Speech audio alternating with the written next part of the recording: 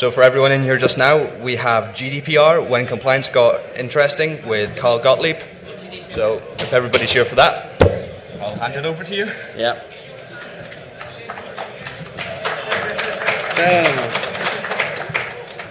So you've got about 30 seconds to get out before we lock the doors. So, 2. Right. You shut that. Yeah, shut the other one as well. Great. So thank you for the 10 of you that have stayed. So compliance is the most boring thing in the whole of IT. It's awful. Those of you that work in compliance, I think you agree, really, that it is, but hopefully I'm going to try to appeal to you today to say why it's not, why it's gone cool and exciting. So my name is Gottlieb. I do a bit of snowboarding in my pastime. That's me looking really cool. I'm also, I run a consultancy company called Cognition. We do a lot of data protection stuff, GDPR, and also do a little podcast called Command and Control. And also, if you're into malware, a little website called testmyev.com where you can download ransomware and infect yourself. So, data protection. There was a directive came out of the EU back in 1995 called Data Protection Directive. It basically said, if you're an EU member state, of which there's 28 of the others, this is what you should do. And so the UK looked at it and said, right, we're going to implement that as our Data Protection Act. So you might have heard of the Data Protection Act 1998, essentially how you handle data in the UK. It was a directive, though. It said, what we want you to do, but you implement it how you think best. So you can imagine across all of the EU, across all 28 member states, people handled it differently. So in that last 20-odd years, things have moved on a little bit in IT, a tiny bit. And also, the need to harmonise rules, make them consistent. So we came out with the, I'm not going to say which antivirus vendor I use, silence. So they created a new one called the Data Protection Regulation.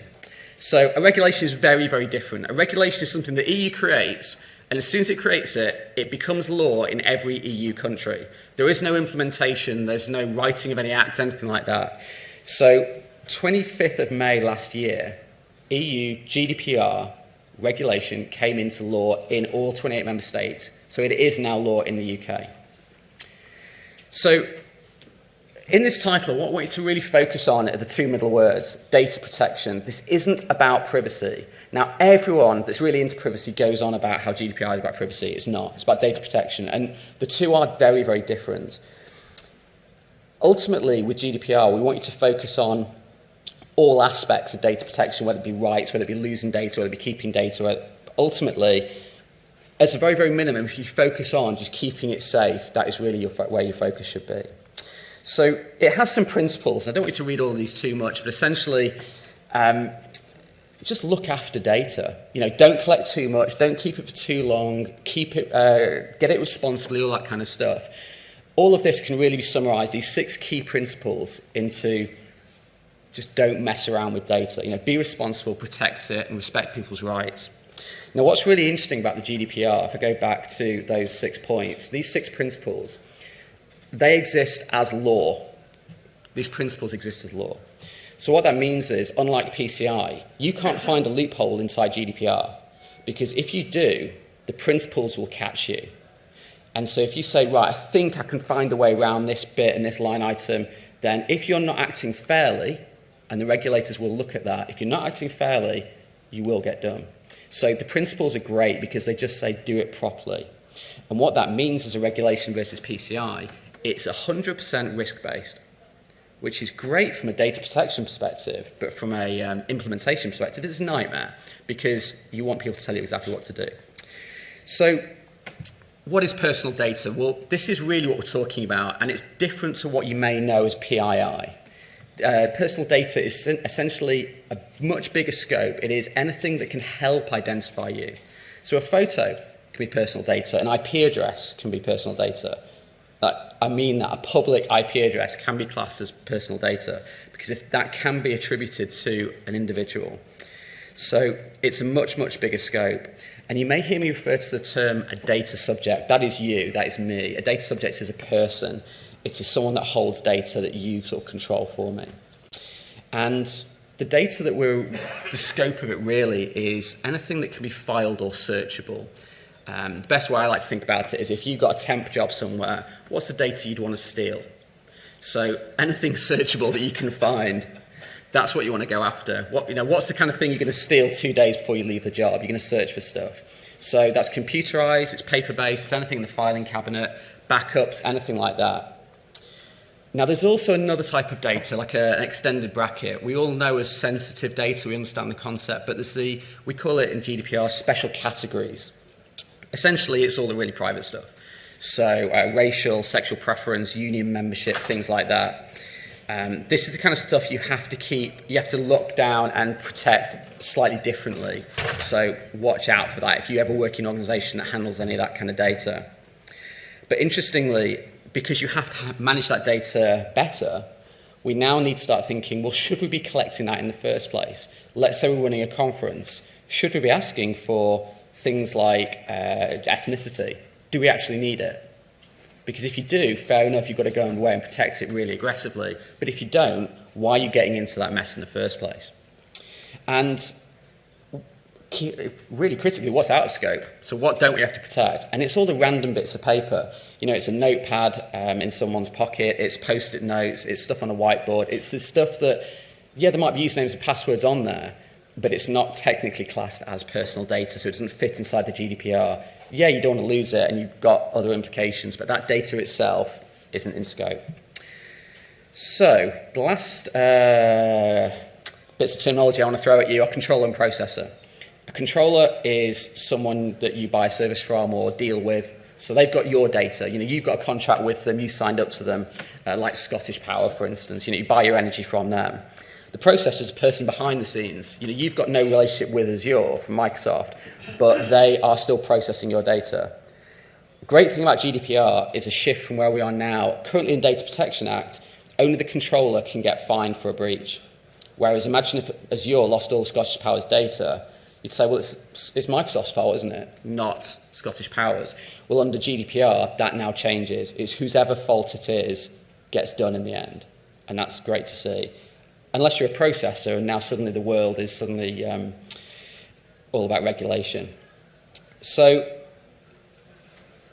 this is really the people that are going to be affected by GDPR primarily. This is me, this is you. This is just a random selection of people that I've found that are in scope. So we've got a classic Italian, and this is what all Scots look like, I believe, in the middle. And that's what I do at the weekend, of course. But it's all about Europeans.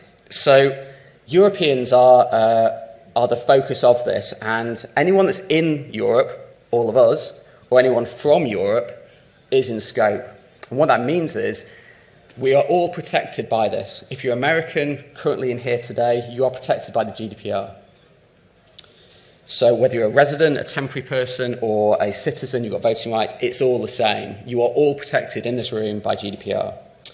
And until you're dead, of course, in which case your data protection rights don't matter according to GDPR, you're out of scope. So you might hear me call natural persons as Europeans. Essentially, people get this mixed up all the time. You'll see people talking about GDPR as all about citizens. Some say it's about residents. Some say it's about people that live there or whatever. It's not. It's if you're in or from the EU, you are in scope. Just remember that. So try and think about it as actual geographic thing. If you're in it or from it, you have these rights. So I promised on Twitter there's going to be a bit of a catchphrase element to this talk, rather than doing little boring titles. So see if anyone can work out what this one might be. It's a bit of an easy starter, this one. I'll warm you into it. This is a big topic for GDPR. Everyone keeps asking about it. Brexit. So Brexit is coming, and it doesn't matter. GDPR, it doesn't matter at all. So we are 7th of April now. We've got 285 working days left till 25th of May 2018, which is when GDPR comes into force. We are currently in a transition period, or a grace period, whatever you want to call it. Essentially, GDPR is law, but no one's enforcing it. No one's going to get fined, nothing like that. You're all safe for now. 25th of May 2018, your 2-year grace period finishes. Now, I'll say it again. There is no grace period after 25th of May 18. We are in it now. The law is out. You should be starting to comply now. So 26th of May 2018, the regulator always saying that first week they're going to start fining people. So we are in the grace period now. That's great. What about 30th of March 2019 when the UK leaves the EU? So this is when we have the Great Repeal Bill, which essentially says all of the EU laws which were applied to us, we're just going to do find and replace and do EU to UK. And in the case of the GDPR, if you imagine we're in the EU GDPR now, post-Brexit, we're just going to rewrite it. It's going to look exactly the same, apart from EU is going to be changed to UK and a few other tiny bits. But essentially, any data protection regulation parts of it carry on like for like. So if anyone says anything about Brexit, just say no effect. 5 years after that is slightly different because, as you imagine, you've now got two laws side by side. You've got the EU one and you've got the UK one. So if you imagine you're a UK company, let's say a bank that sells into Europe, you've now got to comply with EU and UK. Now, at this point, they're exactly the same, so it's not a problem. But over time, EU might start changing and slightly diverging, and the UK might say, we're going to start diverging slightly. And as they start to diverge, you've now sort of got two laws to comply with, but that's way off. All you need to think about is post-Brexit, exactly the same, nice and simple. So, anyone got any idea what we're getting at here? This is a really key aspect of GDPR. No ideas? Almost. So we're talking about territorial scope.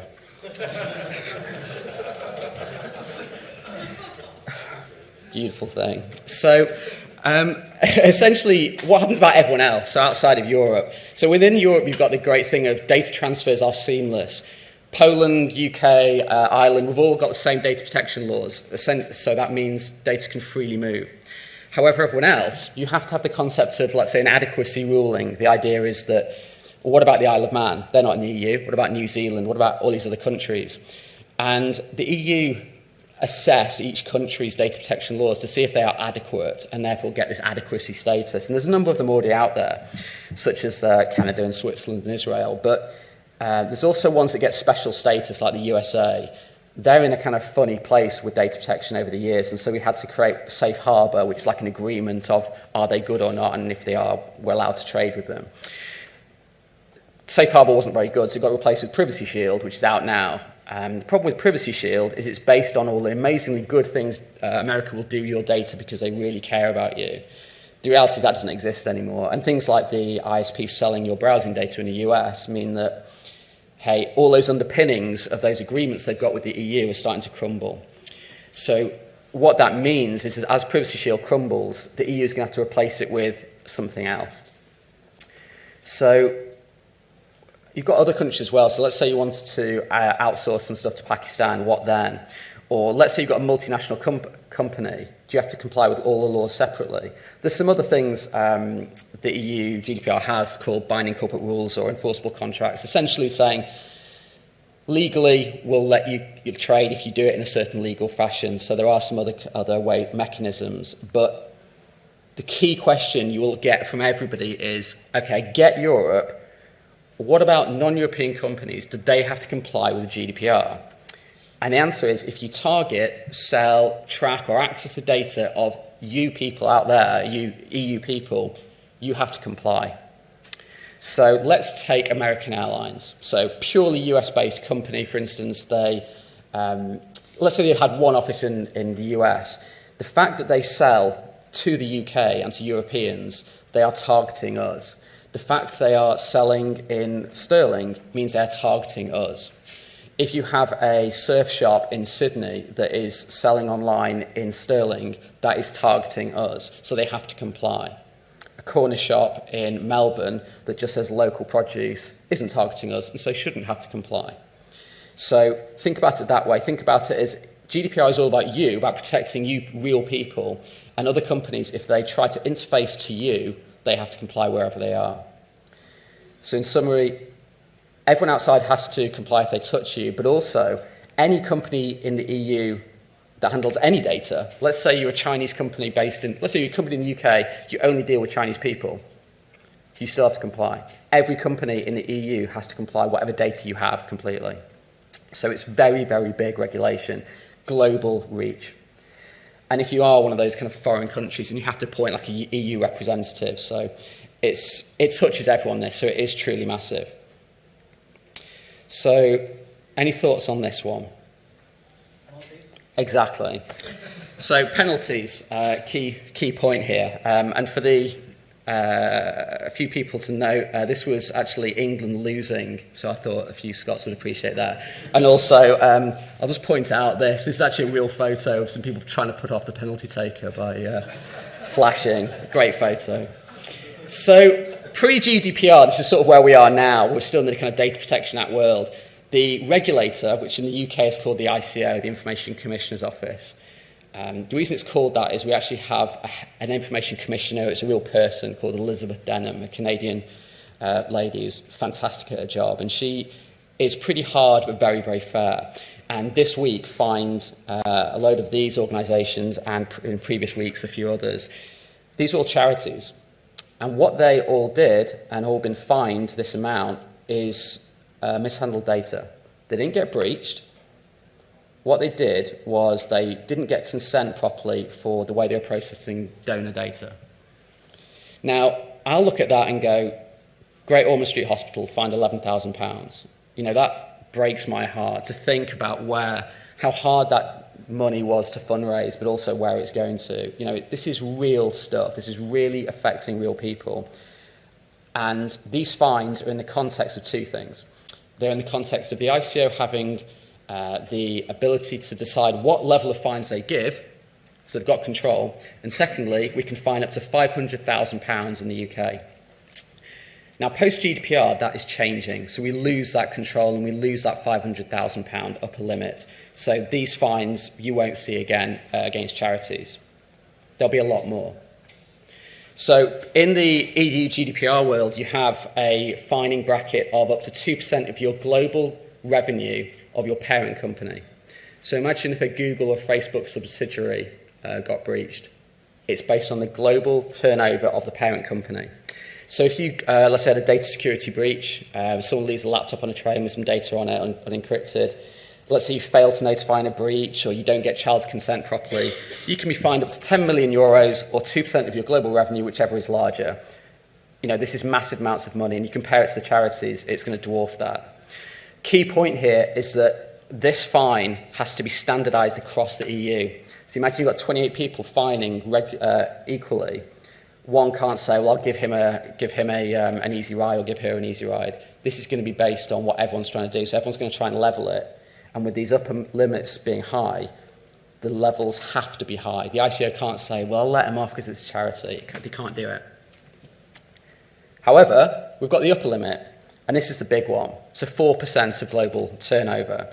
And this is where you are, rather than data security, focusing on things like if you haven't enforced people's rights. So giving people the right to, let's say, erasure, or haven't followed some of those principles I talked about.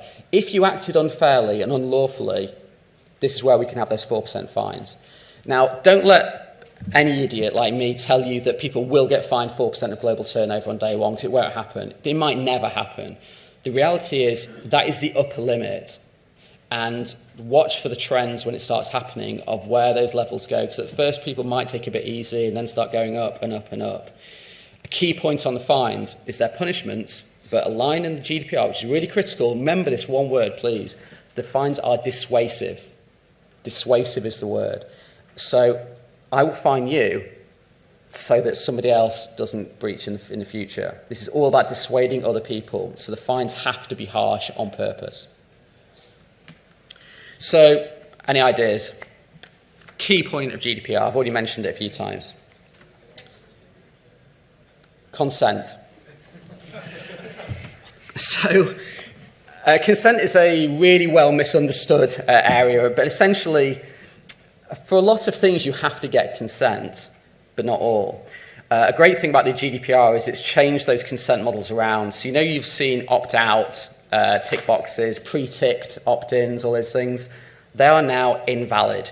You can't put an opt-out box or a pre-tick box that has any value. It means nothing, and it's the type of thing that will get you fined. It is a breach of the GDPR. You have to have unambiguous and freely given consent. You can't force somebody to give consent. If you do, if it's part of something else, then it's not freely given. So everything has to be opt-in. Now, the other thing to say is you shouldn't ask for consent if you don't need it. And this sounds a bit obvious, but just take a minute to see where I'm going with this. Let's say I have a legal contract with you that says I will handle your data in a certain way, and then separately ask you for consent to do something else, sort of related to it. You think, oh, that's very nice of Carl, he's asked me for consent, and go and sign something. Now, I didn't need it, so I can basically take that consent and tear it up because it's meaningless. But as a user, as a consumer, you're thinking, oh, I've got a nice bit of consent over there, and I can enforce my rights against it. The reality is that consent was meaningless.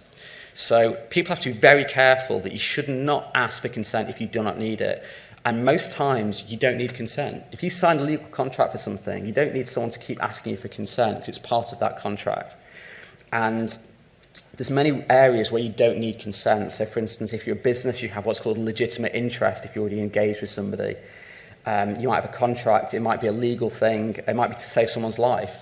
You know, a recent case came up where in Cumberland, in Carlisle, there was a lot of flooding in recent years.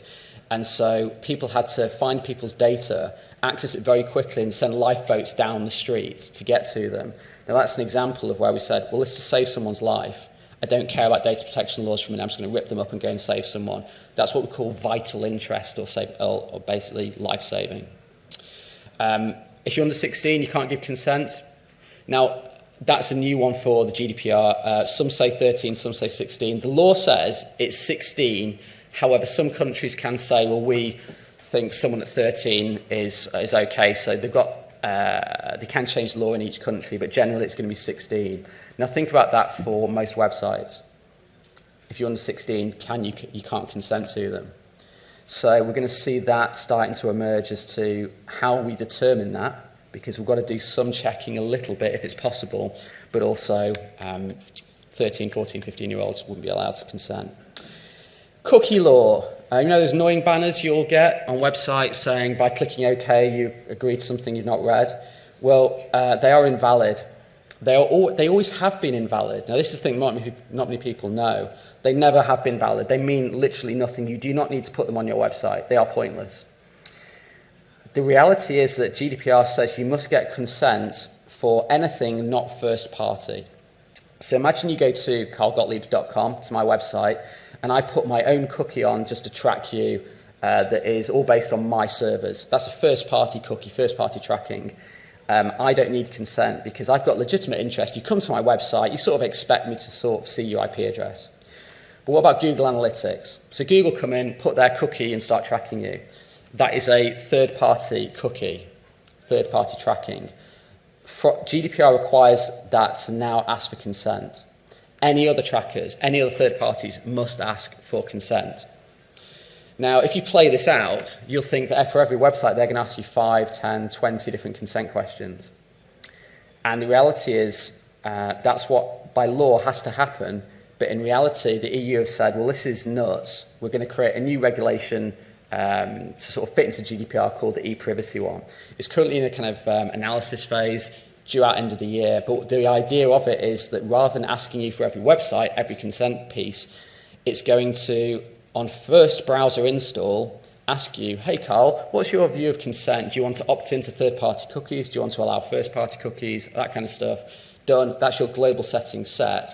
And then if you ever want to override it per site, you can do. Sounds like a bit of a mess. Doesn't exist yet. And that's why this part of the GDPR can't be complied with currently. So if you're looking at GDPR compliance at the moment, thinking about cookies, best advice is to sort of wait and keep a really strong eye on it because it is a complete mess. And if you imagine the whole point of GDPR and consent is to protect you against evil companies like Google doing tracking of you with cookies, but the people to implement the solution are Google with their main Chrome browser, how's that going to work? It's not in Google's interest to do this. So watch out for that. Last bit about explicit consents. This is the kind of like hitting someone over the head with a stick saying, you join our mailing list, great. Okay, I'm going to ask you again, is it okay if we actually send you some marketing? It's that kind of overt thing. Now, if you handle sensitive data, that's special categories, racial, ethnicities type stuff, that's where explicit comes in. You'll see that occasionally mentioned. So, any idea what all these have in common? Come on, someone's got to get this. Rights, yeah, exactly. So, Wright brothers at the top, in case you didn't know. So, rights. So, first right, any idea what this right is? This is classic catchphrase, this. Okay, it's the right to object.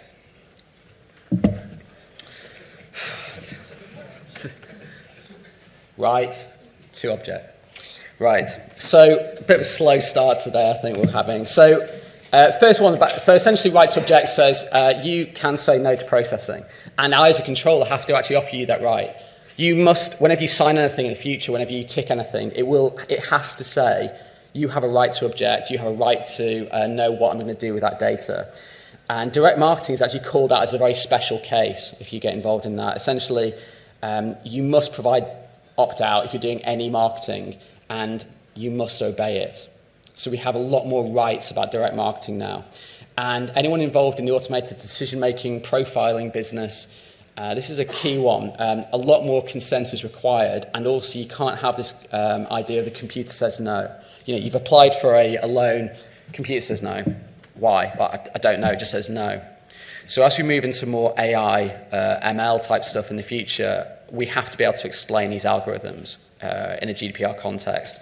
Even if it's just, we can't explain a lot of it, but here's 5 reasons we guess, then that's fine. Ultimately, we have to be very careful about automated decision making because we have the right to object to it. If you sign a contract that says you agree, then that's fine. So, this is, in my view, the most interesting part of the whole of the GDPR. Any idea what this one is? It's one of the rights. Portability. Bingo. Portability. It's Bill Murray there. So, portability is really, really quite cool. Portability gives you sort of 2 things. One is right of access to your data. Now, you've all of, especially some of the more interesting ones amongst you, have done freedom of information requests just to annoy people. I know there's a few people I can see that are laughing now. Just do this just for the hell of it. But you can do this for anyone that holds your data now. You know, whether it's be a BSides conference, whether it be a government, whatever, you can ask for your data. Key thing, it's now free.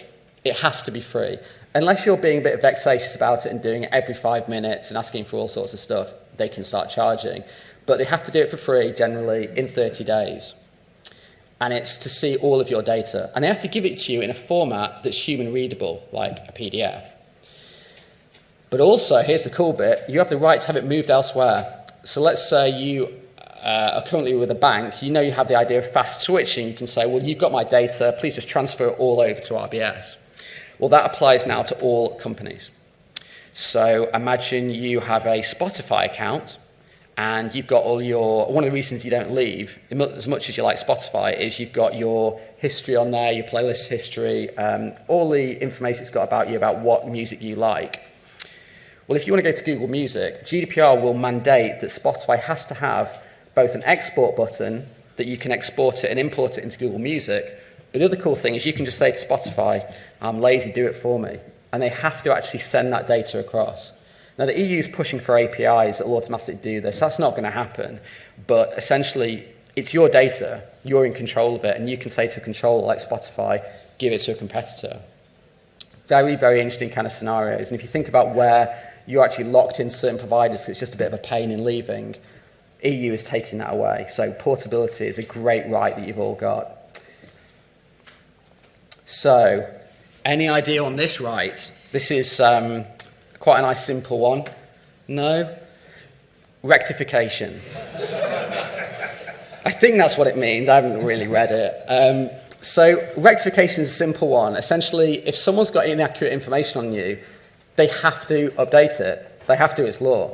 And they have to do it in undue delay. So you're talking in a kind of like, if it's simple typo, days, you know, that kind of thing. They can't take years about it. And if it's incomplete, they have to rectify it as well. So there's plenty of places where something might have been written that you need to get changed. And this is quite an important one, but quite a simple one as well. I think that's what rectification is. So, any ideas on this one? Another key right, it's probably one of the biggest ones. Erasure, exactly. Yeah, and there's probably a lot of people who don't even know what erasure are, but an amazing group from the 80s. So, the right to erasure, you might have heard of it as being the right to be forgotten. Essentially, it's your data, so you're in control of it. GDPR is about giving you power. So you as a data subject are in control of it, mostly. So if you say to a company, I used to be a customer of Scottish Power, but personally I did. So I can say to them, well, do you still hold any data on me? Portability, access requests, that kind of thing. Okay, delete it. Why do you need that data? And if they can't come up with a good legal reason why, then they have to agree with your request. They have to delete it. Interestingly, let's say someone's published an article on you, and that's been published elsewhere as a copy of that data. Let's say this happens with Google or a news organization. If they agree to erase it, they have to then go out of their way to talk to anyone else that might have a copy of it and erase that as well. It's your data, you're in control of it. Now, there's certain limits. If you've got an interesting past, the press might have got freedom of expression rights there. And there's also things like public health interests and scientific research. But generally, it's your data. So an interesting case is, let's say, a bank. They have a legal requirement to keep your data for 7 years. But do they need to keep every single financial trade? Do they need to have your name and address? What information do they need to keep? So from a right to erasure perspective, you might get them to be able to erase most of it, but some they have to keep legally. Then after 7 years, arguably, they can get rid of it. So as controllers and processors, we need to be very clear that we only keep and get the minimum amount of data possible. Minimization is a critical thing to think about. As much as we all love a bit of big data and machine learning, gathering as much into a big data lake and analyzing it, GDPR is all about minimization. You collect only the minimum amount of data you'll need. Last thing about erasure is if you ask someone to delete a record of you and it's on a database inside a backup tape, they can't edit that. So there's only certain limits. So if you're a business thinking about the right to erasure, there are certain aspects where you say, well, I can do everything on my live database, my back-end database, but a tape backup or a piece of microfilm, I can't touch that. So do as much as you can. It's a risk-based compliance measure. Does that apply to paper records as well? So if the paper records are in scope, because they are searchable, fileable, that kind of thing, then it's no different. So if you can edit them, it depends how, really. So if they're easy to redact, for instance, let's say it's a piece of paper, and you could just maybe rewrite it or just delete it, that's one thing. If it's just going to be a nightmare, then you say, it's not possible to edit it for whatever reason, and therefore we're not going to. We wait for Iron Mountain to burn down. Well, what with the Raspberry Pi? Yeah, it could happen. But yeah, there's only so much you can do with erasure, and there's many organizations out there worrying about their backups, and ultimately do the best you can. And for the gaps you leave behind, just have a good statement for. So when the ICO come knocking and asking you, you go, well, here's what we did. Simple. So most of you are techies in here, so I've got an obligatory techie slide. This is what you all look like when you're hacking, I assume. So where does kind of data security and all the cybers come into this? So there's no specific requirements. And this is the really weird bit about GDPR, is everyone's expecting like another PCI. It's not. It's all risk-based. So it's things like manage data securely. Basically do the best you can. So what this really means is focus on, remember those two words I said at the start, data protection, focusing on protecting that data, whether it be from access control, breaches, whatever. I mean, breaches are an interesting example because most breaches come from things like phishing, from externals, from phishing and malware. Well, those are two easy things to stop. There's some good anti-phishing tech out there. There's great antivirus out there. But if you're trying to tick the box by just saying, well, we've got anti-phishing, we've got antivirus, and are still getting infected, then you know your control is failing. You know you haven't really got a control. So do the basics, but do them well. Actually do them right. And the last thing you want, again, is the ICO come in and say, well, have you got antivirus? Yes. Have you ever been infected? Yes, yesterday. Well, you're not safe then, are you? So things like antivirus, anti-phishing, access control, encryption, that's a basic one. Full disk encryption on everything. Again, if you haven't got it, expect a fine. It's just the kind of simple control you should be doing. And I mentioned earlier on, you're going to be subject to actually lower penalties for the data security side, which is a bit odd, but that's the way they roll. So, this is a picture of, anyone know who that is? It's not Harry Potter, for people. Exactly. It is the former head of TalkTalk, who, former, because they had a very big breach. And breach notification is a really big aspect of GDPR that you need to be aware of. So they handled it really... handled it really, really badly and said they were on top of it. The scope was this, the scope was that. And as a TalkTalk customer, you didn't know what was going on. You didn't know what to do. Do you reset passwords? What's really going to happen? And she lost her job. And in the GDPR world, you have to focus on severity. What's actually going to happen for the data subjects? The people affected. The ICO doesn't matter. The controller doesn't matter, the business. It's about us. It's our data. So when someone says on a Friday night, hey, Carl, we've just looked and someone's claiming on Twitter that our customer database is on Pastebin, the first thing you should be thinking about is, okay, well, let's have a look. Is it actually our data? And that sounds simple, but is it really? If someone put in a database of, let's say, 100 details, 100 customers, would you know it is your database and not someone else's? And that's quite a big challenge. Unless you start seeding the database with certain bits of data, let's say fake people or whatever, it can be quite hard to determine that. But once you do, you've now got to think, well, what's the real impact going to be? Do I need to get straight on the phone and tell people, hey, change your password immediately? Is this put a letter in the Financial Times tomorrow? It's not a problem, it's just a ransomware incident? What is the real impact? And the impact is so important that you need to base everything around that in your whole breach notification plan. So you may have to inform the ICO, say, yeah, been infected with ransomware. That doesn't sound like a problem. Yeah, it was on the main database. And I think all the data's gone as well.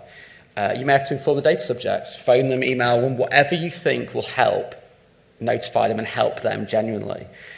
But you've got to do this in 72 hours. And that's not a lot, especially if it happens on a Friday. So, and the other thing to be aware of is who actually caused the breach. So remember our Scottish Power example with Microsoft Azure. Let's say, and by no means am I targeting them, just using it as an example. Let's say it was Microsoft Azure that screwed up. As part of the breach notification, the controller, Scottish Power, have to tell you what to do about it, why it happened, what we're going to do, how we're going to help you. And if you don't know where the breach happened, then you can't really help. So you have to get straight on and investigate in your little data maps, oh, it was actually an Azure failure. Microsoft have to come back to you without undue delay and inform you. So you've got this kind of breach notification conversation going on between the two of them. So what the hell do we do? And all this is inside your 72-hour window. So if you're a processor, you haven't got a 72-hour window. You might have like a day window. And if you're a controller, your processors need to be absolutely on the ball because you need to be able to phone them up and say, we lost this database, what happened, what are we going to do about it, is there an issue? So the whole concept of breach notification is really, really critical. And it's what I'd always suggest to people is play out the scenario. Imagine it's 6 o'clock on a Friday. Someone says, we've seen the database on Pastebin. Go. You've got 72 hours. Go. What do you do? And you play it out. And it's so, so scary because it's so tough to know how to proceed. So any thoughts on this one? Critical role, actually, more than you think for some of the people in here. Yeah, data protection officer. So the data protection officer is this person inside a lot of organizations that is your data person. She is the governance person. It's the person that's not responsible, but your key advisor. This person is the one you should be going to say, I've got a query about GDPR, and they are your expert there. Now, you only need this specific person if one of these three things happen. You handle lots of data, you handle lots of sensitive data, or you're a public body, or you act like one. So if you're a water company, you are providing a public service, therefore you need one. And what that essentially means is lots of data if you're a large company. The old guidance, which is out of date now, said 250 employees or 5,000 records. If you ever hear those numbers, They don't exist, that's irrelevant. It's now like essentially lots of data. So try and think about some of the people you deal with, whether it be your own organization, your partners, some of your people you give your data to, they will probably need one of these. But this person is a magical person because firstly, they have to be an expert on GDPR, any data protection law in any country they work with, infosec, cybersecurity stuff, and business, and the marketing about how all the data flows in and out. But they can't be in IT. So if you look at this line here, they can't have the conflict. There's a huge issue about conflict, and a German company was just fined very, very heavily for having their IT manager also be their DPO. So, because the issue is, let's say you work in marketing and you're also the data protection officer shouting at the IT guys to do better with data. At the same time in marketing, you're still collecting data and collecting consent. You're in the doing. A governance person can't be in the doing bit. So there's a lot of organizations out there that say, yeah, we need a DPO, and I've got no idea where they're going to get one from. Is it an internal person they can promote? A lot of people are promoting their internal legal counsel to be the DPO or saying, do more. But the issue is, imagine if you're a lawyer thinking about GDPR, you just say to the business, just stop. It's too risky, all of this. Just stop doing anything. A lawyer would say, shut the front door. You know, it's much, much easier. Whereas a sales guy would say, yeah, open the front door. Let's just be a bit riskier, and our risk assessments are a bit different. So it's a real challenge. Generally in the industry, we're seeing a lot of legal counsels, like in-house legal person be the DPO. But the issue they will face is not understanding a lot of cybersecurity stuff.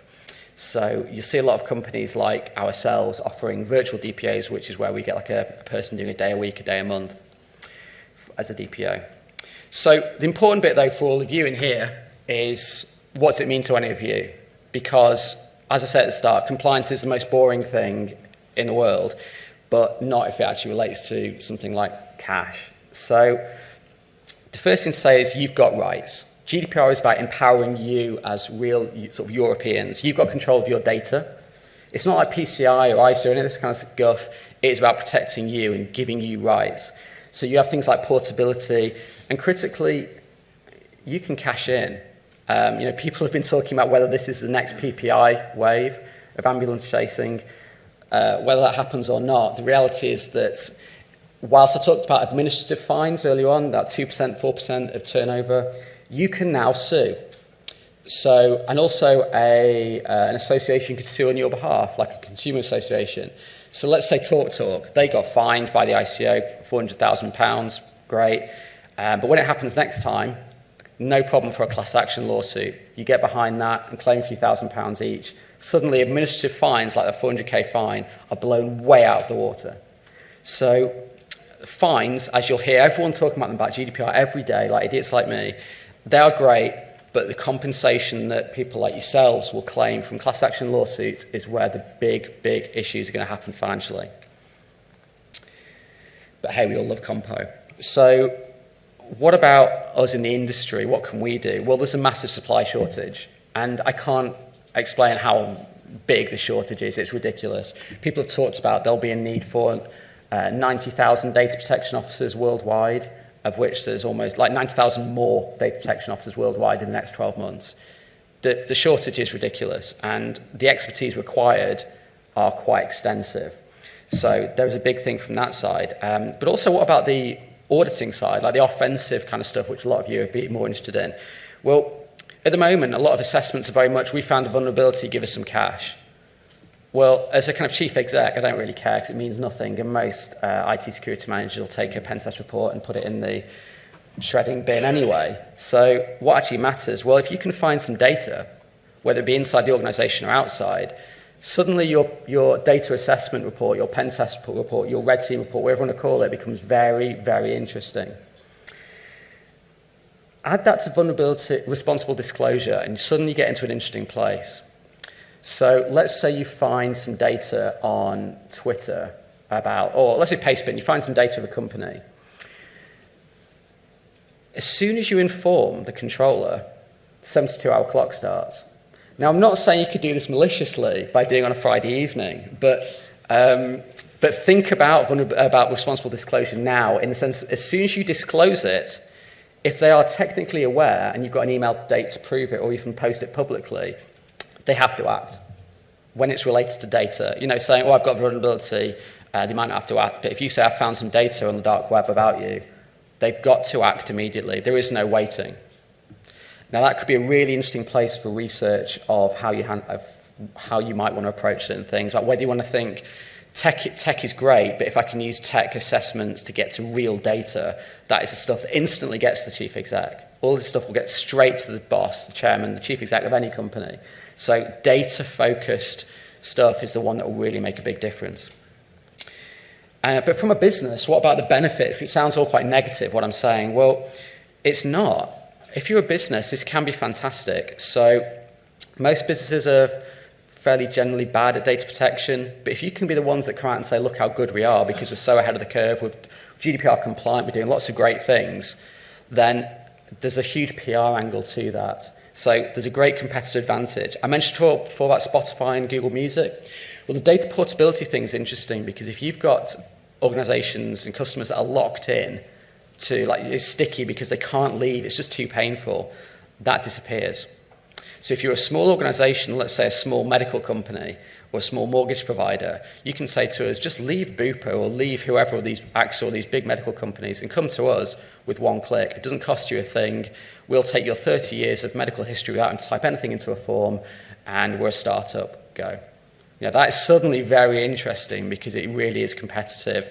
And if you, as a company, embrace the kind of competitive advantage idea, then, hey, you can turn GDPR into a really good money-making venture. And the last thing really is just about risk.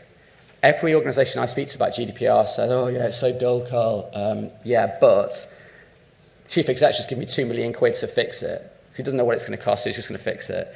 So, yeah, I'm going to want to buy a load of toys and a load of people and a load of consultants and build a SOC.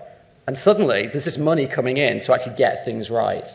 So as much as regulation can be a bit painful, a lot of people are using it as a driver internally to that business case that's been rejected year on year on year to get all the good stuff, all the good processes done right, all the patching done right. Now is the time because GDPR says you've got to do it all.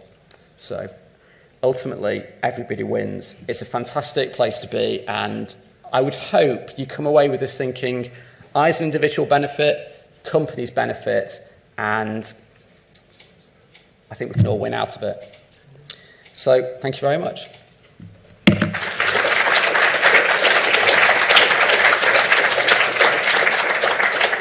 So, on screen, I've put on a little website. It's not on screen. It is now on screen. It's called the GDPR Guide. It's basically a little GDPR high-level website. Just go and have a little look at it, or give me a shout on Twitter and have a chat. There's so much to debate and chat through about GDPR because it's a real-world thing that, yeah, please feel free to look at that. And we're going to do a little podcast on there to sort of make an audio version. So, yeah. But any questions on the exciting world of compliance? Can a company, there's two questions, it's about the DPO role. Yep. Could they take a lawyer and somebody from the security team and create a virtual person? And could they, and the second part of it is, could they stay work 1 day a week in that role and then 4 days a week in their normal role? So the question is about the kind of whether you can have a virtual DPO inside an organisation. Now, it's quite blurry, the lines. Technically, you can, you have to nominate a person's name. So even if it's a third-party company, let's say KPMG, they still have to say the person that is the DPO is Jane Smith for your organisation. How they actually act on a day-to-day basis, that it can be 1 minute this role, 1 minute another role, 1 minute that role, or a day a week or a day a month. It doesn't actually matter. It's as long as you are the figurehead. And what being a DPO means is that if you do any project relating to data, the DPO has to step in and assess it and do what's called an impact assessment and say, I've looked at it, you're being way out of line, everyone, you need to do this, that, and the other. And if you don't follow their advice, you have to document why. So they are the expert that you can follow, but you don't have to. We know Elizabeth was asked for more people. Yeah, 200, yeah. In a reaction to it. We weren't thinking about enforcement, and I'm thinking about the territory for enforcement. So your scenario about your Australian sort of shack failing in its duties. To what extent are other countries or other territories enforcement also reacting like Elizabeth is doing? Okay, so a few things there. So the question really was about enforcement extraterritorially and also the staffing. So the first thing to say about the ICO is they've got nowhere near enough staff. They're looking for 200 places to be filled in Wilmslow in Cheshire in England. Hopefully they will do it. One thing, just a quick point about the ICO, any fines don't get paid to the ICO. They get paid to Central Treasury in Westminster, so there's no real bias there. So what happens if, let's say, an Australian company has to comply with GDPR and gets fined? They have to nominate anyway, just to trade, an EU representative. So they become almost like the EU office of that company.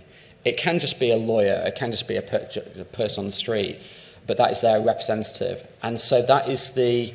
As a data subject, I can sue in my country. I don't have to go to Australia or anything like that. And then it's the legal mechanisms work between the UK ICO and their regulator. Now, the foreign regulators that you can transfer data with anyway are already deemed adequate. So there's already that inter-country relationship anyway. But outside of that, it comes down to regulators getting involved, which is messy. And clearly, trying to sue someone in Australia is going to be a different kind of world. Now, interestingly, Australia isn't on that adequacy list. So, you know, it gets quite complicated. But ultimately, you do have the rights, and the regulator is there to enforce those rights for you. So, I heard there's some companies are delaying implementing GDPR. Yes. Do you know the reason for that? The second question is, what in your view, constitutes a significant breach of the individual rights? Because that's one of the key things for determining whether a breach has happened or whether you have to report it. Okay, so question is one, why are people delaying trying to handle GDPR? And secondly, what is a breach, essentially? So most people are delaying, especially in the kind of mid-enterprise space, because they just think you've got a year. And it's like when you start the revision for your exams, you think you've got a month to go and you do it tomorrow and you write a really good revision timetable. It's just a long way off. People have been afraid of Brexit, think that's going to change anything. There's also the view of it's just ages away, it's not a problem. But as I said, it's 285 days away. There's a company I work with that has a change freeze from May to January every year. So I think we worked out they've got like 60 days left. It's just nuts. So we have to be very careful. What constitutes a breach? GDPR, don't think about a breach as being the breach, you know, the kind of talk, data leaving kind of breach. Think of it as a breach of compliance. So not asking someone for consent is a breach. In the case of Honda, which was fined this week, what happened there was they were sending out several 100,000 emails to Honda customers saying, when you bought a motorbike, we didn't know if you'd actually consented to us telemarketing you, like sending you emails. So would you mind, because of GDPR, complying and just saying, I consent? They got fined £13,000 for that. They got fined £13,000 for asking for consent. And the reason was, you can't ask for consent for marketing by doing marketing. And so, so that was the issue. So you've got to be really careful. And so, but that was all triggered by one Honda customer complaining about one email. So impact from a kind of breach perspective, a fine perspective, is so low that you can say, we have to cover all bases and potentially we can get screwed for even the smallest thing. So it doesn't have to be big. Now, I asked the ICO about ransomware and said, is getting infected with ransomware a breach of compliance? And Elizabeth Dunnan's response was, if you get infected with ransomware and get your files encrypted, can you categorically say that no files were sent out to a CNC server? I can't. Can you? And some ransomware that came out over Christmas included that. It does a lot of exfiltration. So if you assume that every virus infection potentially includes exfiltration, the ICO said, we want to know about every virus infection potentially. You know, that's kind of scary stuff. And for most companies, it'll be, well, I don't really want to tell them about that, but now you're going to have to. So ultimately, it has to be play it safe, inform. They said, we want to know before the press knows. So if you go with that line, inform the ICO before the press, then the best way forward on that. Yep. Is there any protection for those disclosing breaches? Probably not the only person who is yes. by a company. So what, the DPO? Sorry? Yeah, so if I answer your question right, so are the breach notifiers protected? So in a company, the person notifying should be your data protection officer. And they're in this kind of weird place where they see something bad's gone on, let's say a breach of compliance. They have to get on the phone to ICO or email and say, yeah, something bad's happening. The DPO role is protected under EU law, which means that you can't be fired for doing your job. So what if they say spot some data on pastebin and... Yeah, so ultimately it's about... no, it's a simple answer. You can't... If I spot some data on pastebin and say, that looks like 10 people's addresses, inform the ICO, there's no issue there. The challenge is whether you start turning it into something else. Now, we all know about Troy Hunt's Have I Been Pwned? I'm talking to him a lot about GDPR because I've been speaking to a lot of experts, and it's very problematic because what he's doing essentially is scraping quite sensitive data about people and putting it into a database without consent. So think about that. If you are purely doing research and handling personal data, you've got some exceptions. If you are doing stuff that is corporate, you're going to sell a service like threat intelligence involving personal data, like scraping dark web stuff, really think about this because that gets quite sensitive. Yep. How is marketing profiling effective? So, for example, collecting information on people visiting your website, downloading, Yep. opening emails. Got it. So, questions really about tracking and behavior analytics, especially in the marketing industry. So, EU goes quite heavy on the whole direct marketing thing, and so you've got to be very careful of it, get a lot of consent. Some new views are coming out about that in the e-privacy regulation, so look out for that. There's a lot of, just look for e-privacy regulation. But ultimately, you have to be getting consent at the start in a marketing world for anything you're going to do with that data. You can't, like Honda did, go back and say, we didn't get consent a few weeks ago, can we have consent now? No, because you're going to get fined for it. So think about getting the right consent you need first time, every time. And from a website visitor perspective, we have this issue where we have to get the consent, but there's no browser mechanism for asking for it or providing it in the background. Nobody's going to be saying, do 10 pop-ups. So we have a problem at the moment. Yep. Question about controllers and processors. Yep. You mentioned about the processor being things like Azure. Yep. Does the GDPR consider essentially cloud service providers responsible for the data that their customers put on their clouds? Are they considered a processor? Yes. So our cloud's processors, yeah. And how do they manage the risk of that? Because obviously... Carefully. So this is the issue. I mean, I had a customer, let's say Iron Mountain. Essentially, let's imagine big warehouses full of tape backups. And someone says, your warehouse is full of personal data, how are you protecting it? And they go, we don't know what's in there. I had a head of an archiving company say we shouldn't be compliant because you can't see what's on the tapes. So it doesn't work like that. You are a processor. So all you can do is manage the risk like anything else. And for those, physical controls are going to be more important, but things like still having to handle erasure, portability, all that kind of stuff. So portability, for instance, for them, someone might say, I want to move from Iron Mountain to another cloud provider, just go and move it. So they've got to start thinking about those kind of stuff as well. They don't get exceptions. Just leading on from that, you mentioned that processors and controllers can either be held responsible for a breach. Is there any mechanism in the GDPR for determining who was responsible? Is there going to be a lot of finger pointing at each other? So there's nothing, so essentially... Yeah, processor versus controllers. The main way is actually to go after the controller because they're the ones that were in control of the data and they decide how it's going to be processed. The processor then gets involved as they get dragged in, but then usually the controller's going to get fined, but then has a legal framework to say, actually, we've apportioned all blame. It was all the control, all the processor, and then pull it back. So it's still quite blurry because it's not happened yet, but they are in scope. Yep. It kind of touches on some of the answers you gave just a moment ago, but what's your opinion on taking a forensic image of a corporate asset where you can't necessarily predict whether personal information is going to be on it, like somebody's browsing history or something like that, based on corporate things like that? Would that be in scope? Would that be out of scope? If it's got personal data on it, it's in scope. But once you can't predict, right? Like once you It's... have to assume that it does. No, you've got to know. And this is a frustrating thing.